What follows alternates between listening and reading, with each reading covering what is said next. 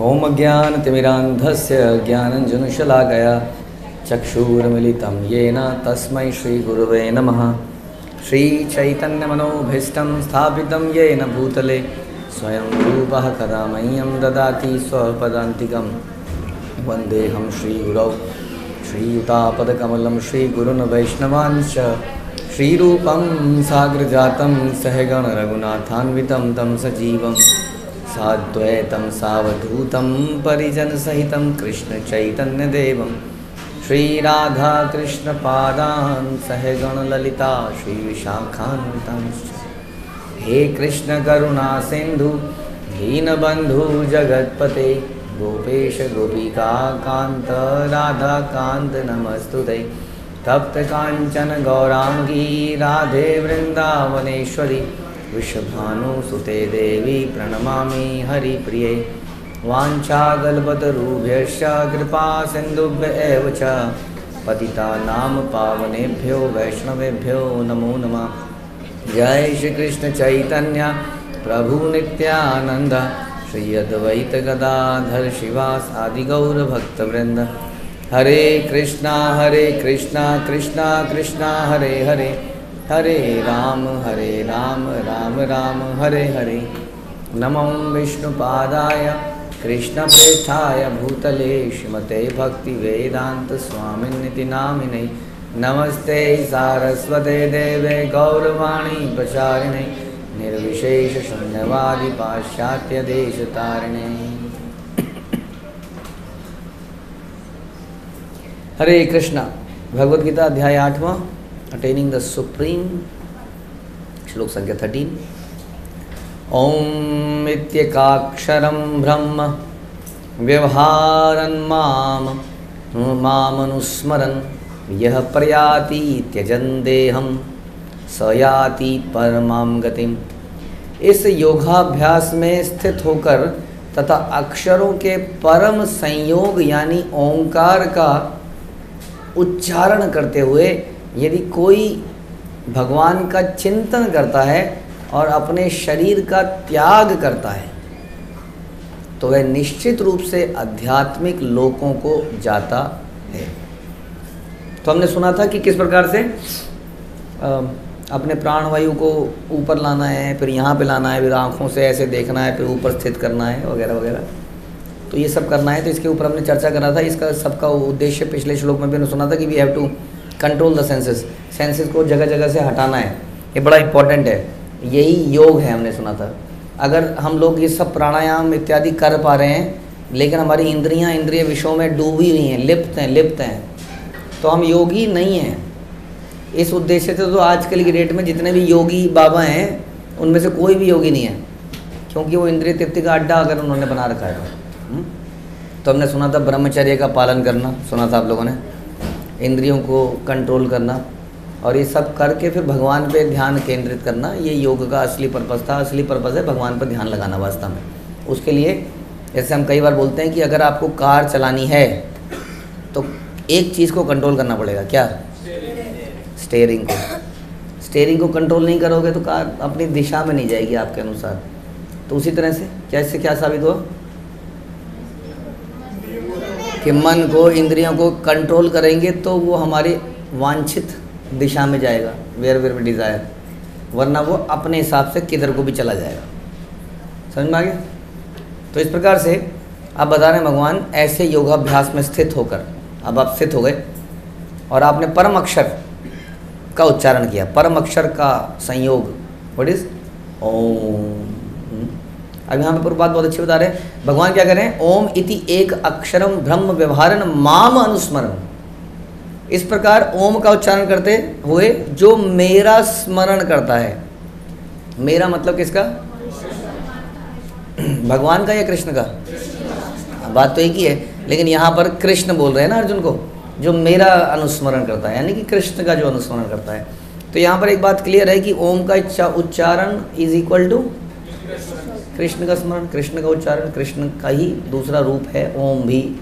हाँ, तो इसका मतलब यदि कोई कृष्ण का स्मरण करते हुए जाए तो एज गुड एज कि वो ओम का उच्चारण करते हुए जाए। हाँ, एक ही बात है।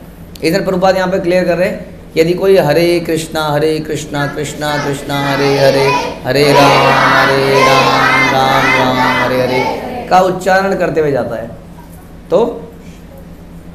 तो आध्यात्मिक लोक में जाएगा, क्योंकि वो भगवान का ही नाम है और वही भगवान का एक और नाम है ओम। इस प्रकार भगवान का ये हमने ये भी चर्चा करा था कि ओम क्या है भगवान का, एक क्या है इम्पर्सनल, पर्सनल नाम नहीं है, उनकी एक आध्यात्मिक शक्ति का द्योतक है। लेकिन पर्सनल नाम कौन से हैं? कृष्ण, गोपाल, गोविंद, गिरिधारी इत्यादि, ये उनके पर्सनल नाम है, जिससे कि हमें उनकी लीलाओं का, उनके रूप का, उनके गुण का और नाम का स्मरण होता है। नाम रूप गुण लीला इत्यादि ये भगवान के, ये सब बताए जाते हैं कि आध्यात्मिक संसार वर्ल्ड में ये सब बराबर हैं। जैसे कि भगवान का प्रसाद भी भगवान और में कोई अंतर नहीं है, जो भी भगवान का स्मरण करा पाए। तो नाम रूप गुण लीला से भगवान का स्मरण होता है, और नाम लेने से एटलीस्ट ये बाकी तीन चीज़ें, क्या भगवान की लीला, उनका गुण, उनका रूप, नाम से एकदम से स्मरण होता है। किसी नाम से लीला स्मरण होती है, किसी नाम से रूप स्मरण होता है, राइट, किसी नाम से गुण हमारे दिमाग में स्मरण होता है। तो इस प्रकार से मुख्य चीज़ है कि हम भगवान का स्मरण कर पाएँ, और यदि हम अंतिम समय पे कर पाएँ दैट इज़ वंडरफुल, तो हमारा आध्यात्मिक जगत में जाना निश्चित हो जाएगा। यही वास्तविक योगा होनी चाहिए, यही बता रहे हैं ना भगवान। इस प्रकार योगाभ्यास में स्थित होकर, योगाभ्यास में स्थित होकर का मतलब ये नहीं कि आप कितने सूर्य नमस्कार लगा सकते हैं, 50, 100, तो हम योगाभ्यास में स्थित हैं। हम स्थित नहीं हैं क्योंकि पूरे दिन में हम दुनिया भर के ऊट पटांग काम कर रहे हैं, हमें लाइफ का पर्पस ही नहीं मालूम है।